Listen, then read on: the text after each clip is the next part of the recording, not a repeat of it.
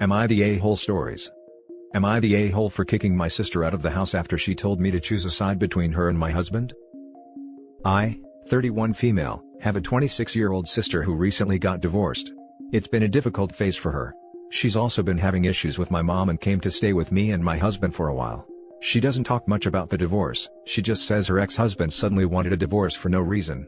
Which I find a little hard to believe, to be honest here. I love my sister, but her ex-husband has always been polite/quiet and treated us well.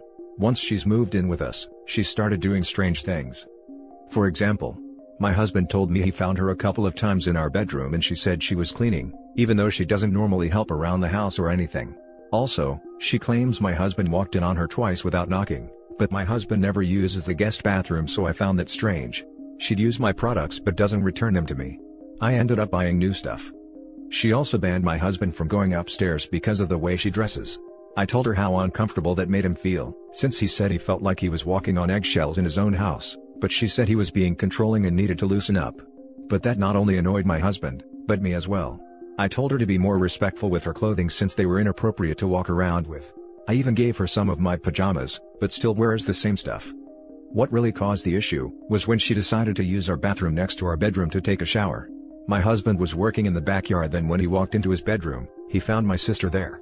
She started yelling at him and he said he didn't know she was there, and had to leave immediately. I came out of the kitchen and my husband told me what happened. She then showed up and was lashing out, saying she already let us know that she'd use our bathroom because there was no hot water in the guest bathroom, and that my husband couldn't respect her privacy for 10 minutes. He argued with her and told her that he didn't know. He left, and I started telling her what she did was wrong, and that I was 100% sure she didn't tell us she was going to use our space. She got defensive and blamed my husband, telling me to divorce him like she did her ex, and that I deserve better. I got mad at her and told her to apologize to him. She took it as in I was siding against her, and told me to choose a side or she won't talk to me. I had enough. I told her to leave the house. I couldn't handle her attitude. She went to my mom's house, and my mom suddenly started berating me for kicking her out and letting my husband drive a wedge between us. I told her I seen her behavior, but she excused her saying she just went through divorce, give her a break, apologize and come pick her up. But I refused to do that. Now for the top comments. Absolutely not the a-hole. Clearly, there's something wrong with her. I have no idea what it is. I'm hurt that she treats me and my husband like this, after taking her in and welcoming her with open arms. She wants you to divorce too, so that she doesn't have to go through it alone. Sounds like she was trying hard to frame your husband for being a creep, so she could break you two up. This comment right here. Sounds like she wants OP to be single so they can live together without OP's husband in the way. Not the a-hole. She is actively trying to sabotage your relationship with your husband. I would honestly cut her off after everything that happened.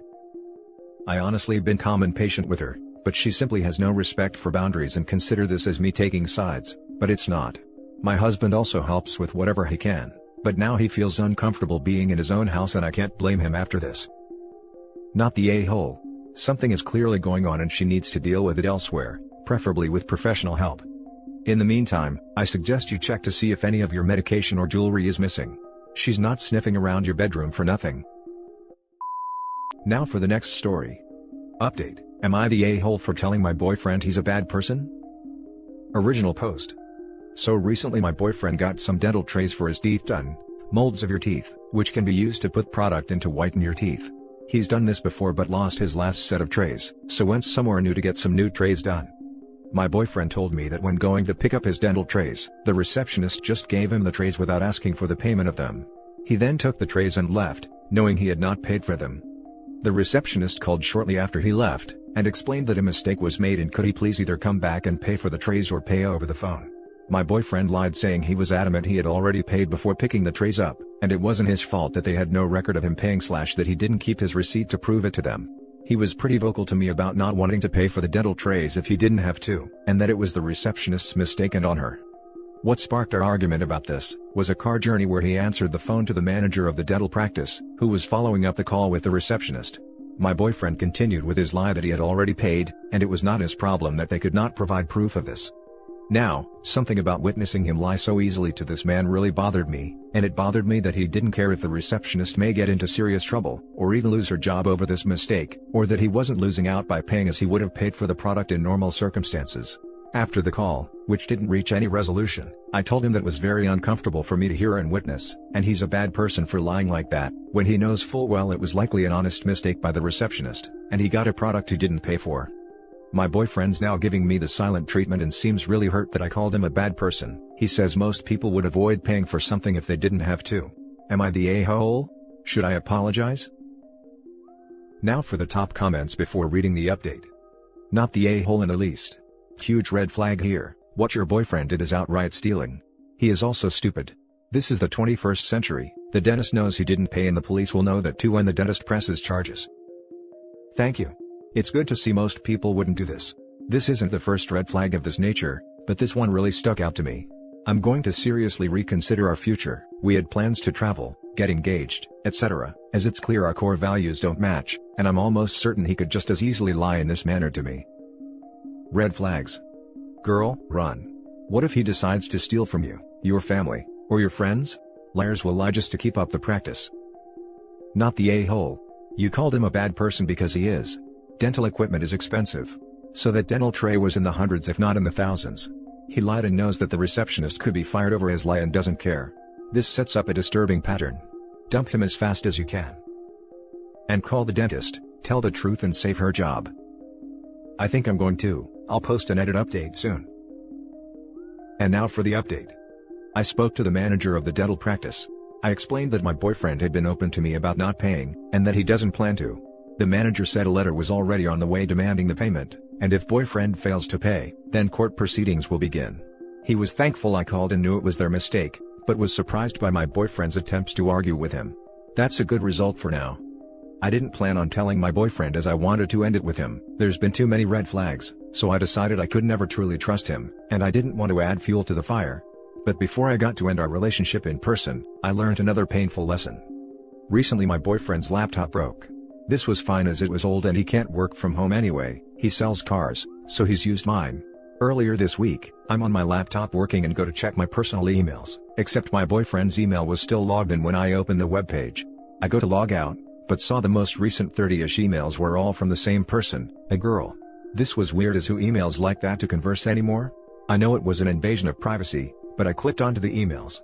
I deduced this was a girl from his work. They were emailing because her mobile phone was broken, and emailing him from her work email during the day was an easy way for them to still talk. The emails were flirtatious. They mentioned dates they'd been on. He'd clearly been to her house. They spent lunch breaks together and she thought he was single. The more I read, the more enraged I became. What if I'd never clicked the email? After considering where I could bury him, I decided to remain calm.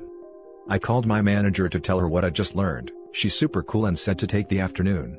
I then called an emergency locksmith and packed up my boyfriend's stuff. He alternates between staying at mine and his mom's, except for his PS5 I bought for his 25th birthday last month. When this purge of my boyfriend from my life was ready, I text him. I know about S. Our relationship is over, your things are on the doorstep. You must transfer me the money for XYZ. Please don't ever contact me again. And blocked him on everything. 20 minutes later, a barrage of knocks is at my door, as he's pleading to be let in to talk about it. I can see him but stay silent where he can't see me.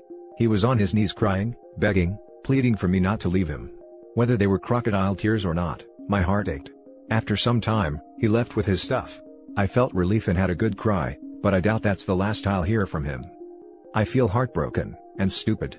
An enormous thank you to all those who said his behavior was revealing of his character / what he's capable of. I will apply the same vigilance to future partners. I know this is a dodged bullet, but it hurts like hell.